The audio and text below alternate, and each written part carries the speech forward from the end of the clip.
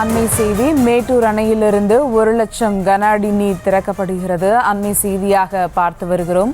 இது குறித்த கூடுதல் விவரங்களோடு இணைகிறார் செய்தியாளர் சிலம்பரசன். வணக்கம் சிலம்பரசன், விவரங்கள். வணக்கம். மேட்டூர் அணை அதன் முழு கொள்ளளவை 43வது முறையாக எட்டியுள்ள நிலையில் தற்போது 16 கன் மதகு வழியாக உபரி நீர் வெளியேற்றப்படுகிறது.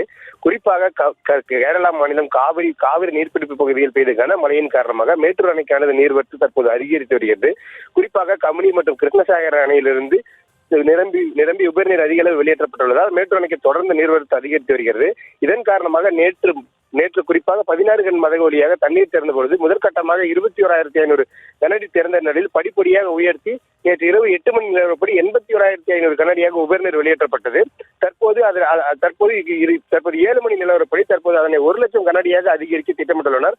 அதே போன்று தொடர்ந்து நீர்வரத்து அதிகரித்துக் கொண்டே இருப்பதால் உபரிநீரை வெளியேற்றமானது தொடர்ந்து அதிகரிக்க திட்டமிட்டுள்ள. குறிப்பாக 7 மணிக்கு 1 லட்சம் கனஅடியாகவும் 8 மணிக்கு 1,25,000 கனஅடியாக வெளியேற்றப்படுது.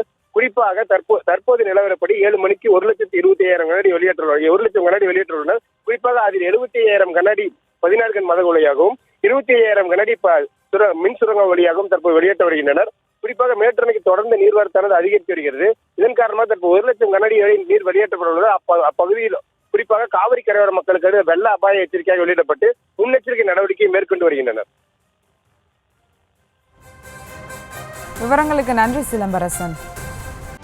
செய்திகளை உடனுக்குடனும் துல்லியமாகவும் தெரிந்து கொள்ள சப்ஸ்கிரைப் பண்ணுங்க.